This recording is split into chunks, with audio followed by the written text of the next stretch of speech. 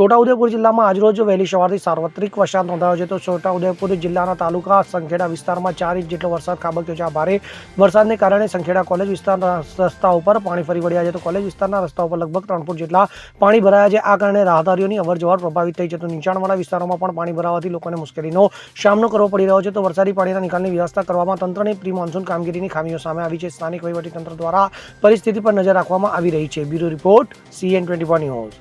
હવે જુઓ દેશ દુનિયાની તમામ ખબરો તમારી આંગળીના ટેરવે.